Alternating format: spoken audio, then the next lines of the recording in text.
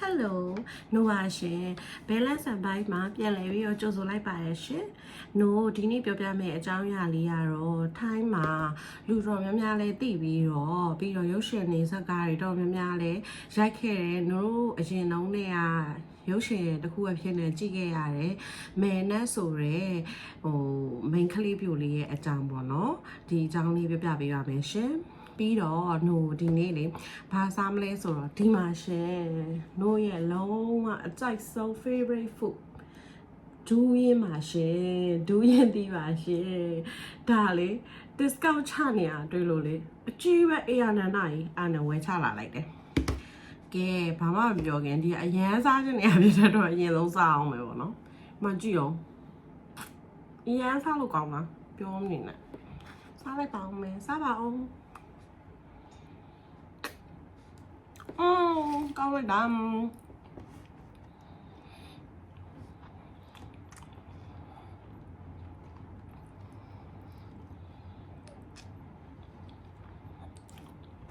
မာကြလုံးဝအသားတွေပဲရှင်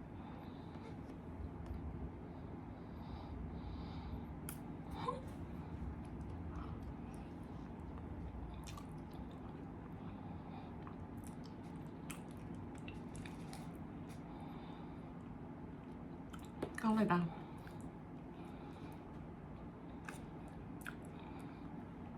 ကြိုက်ဆုံးဒီပဲ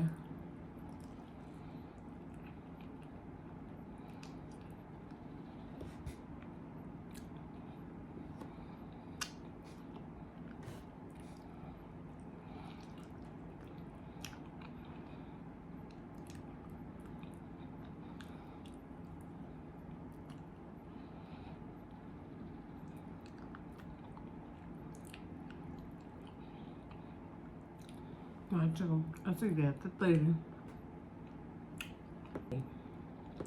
쥐요. 쉐베.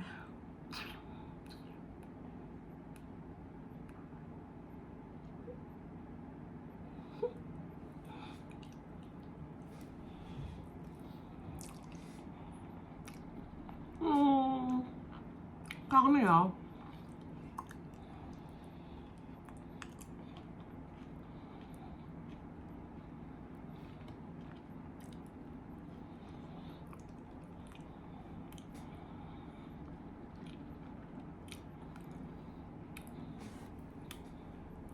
쉐베.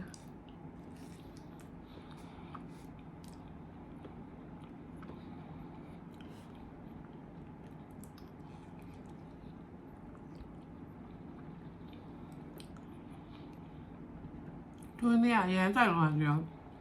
후보라를 이렇게 배워와. sorry, ကဲမဲနဲ့အကြောင်းပြောလိုက်ကြရအောင်ရှင်မဲနဲ့ဆိုတာကကြတော့ထိုင်းနိုင်ငံရဲ့အကြော်ကြားဆုံးတရေထန်နိုင်များတဲ့တခုဖြစ်ပြီးတော့ထိုင်းရုပ်ရှင် TV ဇာတ်လမ်းတွေမှာလည်းအကြိမ်ကြိမ်ပြန်လဲပြီးတော့ဖော်ပြခြင်းခံရတယ်မဲနဲ့ဆိုရယ်မင်းမပြိုလေးတဦးရဲ့ဒဏ္ဍာရီလာတကယ်အကြောင်းအရာပေါ့နော်သူ့ရဲ့ဘဝကကြတော့လွန်ခဲ့တဲ့19ရာစုနှစ်အတွင်းမှာပေါ့နော်ဘန်ကောက်ရဲ့ဖရခနုံတူမြောင်အနီးမှာရှိရဲ့ NAC ဆိုတဲ့အမျိုးသမီးလေးတယောက်အကြောင်းပေါ့နော်သူဟာတဲ့အဲ့ဖရခနုံတူမြောင်အနီးမှာနေရတယ်ပေါ့နော်နတ်ဆိုတဲ့မျိုးသမီးလေးဟာသူမတဲ့အလွန်စလှပပြီးရောတဲ့စိတ်ထားကလည်းတအားကောင်းတယ်ပေါ့နော်အဲ့ဒီတော့ကြတော့တဲ့သူက Max ဆိုတဲ့လူငယ်လေးတစ်ယောက်နဲ့လည်းချစ်ကြွဝင်ခဲ့ပြီးတော့တဲ့နောက်ပိုင်းကျတော့တဲ့သူတို့နှစ်ယောက်ကလက်ထပ်သွားကြတယ်ပေါ့နော်အကျဉ်းလည်းများဖြစ်သွားကြတယ်သူတို့ကတဲ့တယောက်ကိုတယောက်လည်းအရန်ချစ်တဲ့ဇနီးမောင်နဲ့ဖြစ်ပါတယ်တဲ့ပြီးတော့ကြတော့စစ်ကြီးဖြစ်လာတဲ့အချိန်မှာတော့တဲ့မကြခင်မှာပဲထိုင်းနိုင်ငံမှာစစ်ဖြစ်လာတဲ့အတွက်ကိုမတ်တို့လိုမျိုးပေါ့နော်လူငယ်တွေကနေပြီးတော့စစ်မှုထမ်းမှုအတွက်ကိုစင့်ခေါ်ခံခဲ့ရတယ်ပေါ့နော်အဲ့ချိန်မှာတဲ့နက်ကတဲ့ကိုဝင်ရင်းမာကြီးနဲ့ကြိုင်ခဲ့တယ်ပေါ့နော်အဲ့ဒီမှာမတ်ကနေပြီးတော့မသွားချင်ပေမဲ့လည်းတာဝန်ချောက်မဲ့ဘယ်လိုပဲဖြစ်ပေါ့နော်စစ်ထဲဝင်ခဲ့ရတယ်ပေါ့နော်အဲ့တော့တနာစရာဒီဇလန်လေးကစပြီးတော့ပေါက်ဖွားခဲ့ပါတယ်ရှင် မက်ကတဲ့စစ်တိုက်နေတဲ့အချိန်တော်အတွင်းမှာပဲတဲ့နက်ကလည်းခလေးမွေးဖို့စူးစမ်းရနေပဲခလေးရောမိခင်ကိုဆုံးမသွားတယ်ပေါ့နော်မီးရဲနဲ့မှာပဲသူခလေးမမွေးနိုင်ဖြစ်ပြီးဆုံးမသွားတယ်ဒါပေမဲ့အဲ့ခေတ်ကစေပညာတွေကလည်းမဖွံ့ဖြိုးမတိုးတက်သေးတာတကြောင်ပေါ့နော်အဲ့လိုမျိုးတွေဆုံးမတဲ့ဟာတွေကတော့ဒါဖြစ်နေကြတာပဲပေါ့နော်သူကအဲ့လိုမျိုးပထမဆုံးခလေးလေးဖြစ်တဲ့အတွက်ကိုမမွေးဖွားနိုင်မယ်နဲ့မီးရဲနဲ့မှာပဲဆုံးသွားတယ်ပေါ့နော်ရွာသားတွေကတော့တဲ့သူတို့သားမိလေးကိုတကြိုပေးခဲ့တယ်ဒါပေမဲ့မက်ပြန်ရောက်တဲ့အခါမှာတော့တဲ့နက်ကအသက်ရှင်နေတယ်လို့ပဲသူ့ကိုစီးကြိုခဲ့တယ်သူ့ရဲ့ကလေးလည်းရှိနေတယ်ဆိုပြီးတော့အဲ့လိုမျိုးကိုထင်ပြရတယ်ပေါ့နော်အဲ့တော့ကျတော့သူ့ရဲ့မိန်းမအမျိုးသမီးရှိနေရဆိုပြီးတော့သူကတကယ်ပဲအောင်မင်းလို့ပေါ့နော်အဲ့လိုမျိုးတူတူနေခဲ့ကြတယ်တဲ့နောက်တော့မှတဲ့ရွာသားတွေကနေပြီးပြောတာပေါ့နော်မင်းမိန်းမနဲ့ကလေးကငါတို့ပဲတချို့ပေးလိုက်တာဆုံးသွားခဲ့ပြီတဲ့မလားမီးရင်းထဲမှာပဲကလေးမွေးနိုင်တော့ဆုံးသွားခဲ့ရပြီဆိုပြီးအဲ့လိုပြောတော့ကြတာလေတဲ့ तू ကတဲ့ဟဲ့ဒီမှာတဲ့ငါကမိန်းမကိုမြင်နေရတာပေါ့နော်မင်းတို့မတွေ့ရဘူးလားပေါ့နော်သိရမလားအဲ့လိုမျိုးမယုံပေါ့နော် तू ကသူ့ရှိမှကြာရင်သူ့မိန်းမနဲ့ကလေးကသိရမလားအကောင့်ထိမြင်နေရတာဆိုတော့လေအဲ့ဒါတဲ့မဟုတ်ဘူးတဲ့ရွာသားတွေကသူ့ပြောပေါ့မဟုတ်ဘူးနော်မင်းနဲ့တူတူနေရလို့မဟုတ်တော့ဘူး तू ကဆွဲပြီးတော့ပေါ့နော်အဲ့လိုမျိုးဒီဟိုကတရေဖြစ်နေတာပေါ့နော်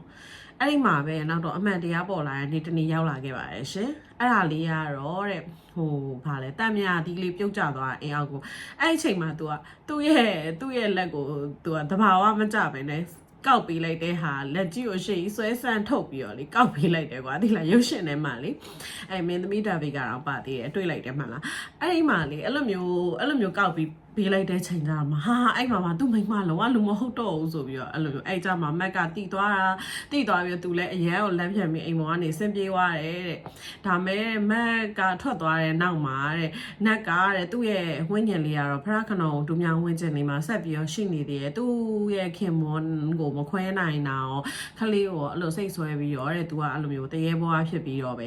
ဆက်ပြီးတော့အဲ့နားမှာပေါ့နော်သူ့အိမ်အနီးတစ်ဝိုက်မှာပေါ့အဲ့လိုဆက်ပြီး6လန့်နေရဲ့တဲ့နောက်ကြတော့တဲ့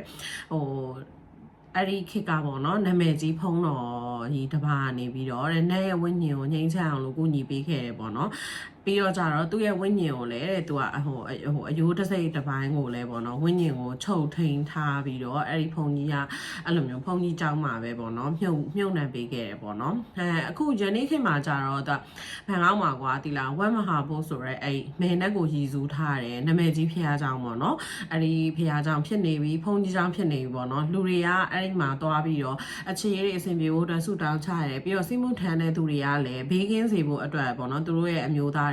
းဘေးကင်းစေဖို့အတွက်ကိုတွားရောက်ပြီးတော့ဆူတောင်းကြတယ်မိသားစုတွေအေးချမ်းပျော်ရွှင်ပြီးတော့လုံခြုံတဲ့ဘဝလေးရအောင်လို့ဆိုပြီးမဲနဲ့ကိုယုံကြည်ကြည်နဲ့လာပြီးဆူတောင်းကြတယ်တကယ်ကိုကွာတိလားပြောမယ်ဆိုလို့ရှိရင်အရင်တနာစရာကောင်းတယ်နော်။ तू ကတရေဝါဖြစ်သွားတာမှပဲသူ့ရဲ့ခင်မို့လုံးဝမျှော်နေသေးတာကွာတကယ်ကိုသိရမလားအချစ်ကြီးပြီးတော့ပေါ့နော်အဲ့လိုမျိုးတကယ်ကိုတစ္ဆာရှိရဲ့အမျိုးသမီးငယ်လေးပေါ့နော်အခုနောက်ပိုင်းကတော့ဟိုဒီမဲနက်ကအဲ့လိုမျိုးပေါ့နော်ဟိုကျမတို့ကိုယ်တိုင်လည်းသွားရောက်ပြီးတော့အဲ့လိုမျိုးသွားပြီးတော့ဆူတောင်းတယ်အဲ့လိုမျိုးဆူတောင်းနေပြည့်တယ်ပေါ့နော်အဲ့လိုအယူဆရှိပါတယ်ရှင်အဲ့ဒါကြောင့်မလို့သွားပြီးတော့လေ့လာချင်တယ်ဆိုလို့ရှိရင်တော့အဲ့ဖရခနုံကမဲနက်temple ဆိုပြီးတော့အဲ့လိုမျိုး Google Map မှာရိုက်ချကြည့်လိုက်လို့ရှင်တွေ့ပါတယ်သွားပြီးတော့လေးလာကြည့်ကြပါတော့။နှွားတော့အမြဲတမ်းလို့ရောက်ဖြစ်တယ်ပေါ့နော်။အနည်းဆုံးမရဘူးဆိုလို့ရှင်တော့မှ2ပတ်3ပတ်ကိုတစ်ခါအဲ့လိုမျိုးရောက်ဖြစ်တယ်ပေါ့ရှင်။အဲဒါကြောင့်မလို့ကိုတိုင်လည်းသွားပြီးတော့ဆူတောင်းတာပြည့်တဲ့အတွက်ကိုလည်းအဲ့လိုမျိုးဟိုအယုံကြည်ရှိပါတယ်ရှင်။အဲဒါကြောင့်မလို့ကျမလိုပဲအဲ့လိုမျိုးပေါ့နော်ဒီအဆင်ပြေဖို့မိသားစုအေးချမ်းသာယာဖို့ပျော်ရွှင်တဲ့မိသားစုလေးဖြစ်အောင်ဆိုပြီးတော့အဲ့လိုမျိုးဆူတောင်းချင်တဲ့သူတွေပဲဖြစ်အမျိုးသားတွေကစစ်မှုထမ်းလို့အဲ့စစ်မှုထမ်းတဲ့နေရာမှာအနေနဲ့ကင်ဘေးရှင်းစေအောင်ပဲဖြစ်အခြေပဲဖြစ်သမီးသားရေးပဲဖြစ်အဆင်ပြေဖို့အတွက်ကိုတွားရောက်ပြီးတော့ဆူတောင်းချင်လို့ရှင်ဆူတောင်းလို့ရပါတယ်ရှင်ကဲထက်လေဒီထပ်ပြီးတော့စိတ်ဝင်စားစရာအကြောင်းအရာလေးကိုလည်းနှိုးရှာဖွေပြီးတော့တင်ပြပါအောင်မယ်ရှင်ဒီဗီဒီယိုလေးရဲ့နောက်မှာလည်းဟိုအဲ့လိုမျိုးပေါ့နော်သွားတဲ့ချိန်တုန်းကအဲ့လိုမျိုးဒီဗီဒီယိုရဲ့ဂျားထဲမှာပေါ့နော်နှိုသွားတဲ့ချိန်မှာရိုက်ထားခဲ့တဲ့မင်းနဲ့ကြောင်ရဲ့ပုံစံလေးတွေဓာတ်ပုံလေးဗီဒီယိုလေးအဲ့အားလေးတွေကိုလည်းအလင်းသက်လို့ထည့်ပေးသွားပါမယ်ရှင်နောက်ထပ်လည်းအစီအစဉ်တွေအများကြီးလာပြီးတော့တင်ဆက်ဖို့ရှိသေးရမှန်လို့တို့ရဲ့ဒီ page လေးကိုလည်းဒီ channel လေးကိုလည်း like and subscribe လေးနဲ့ကိုညီပြီးတော့ဝိုင်းဝန်းဆောင်ရှေ့အောင်ကြည့်ရှုကြပါအောင်ရှင်နောက်ထပ်နေ့ရက်တိုင်းမှာ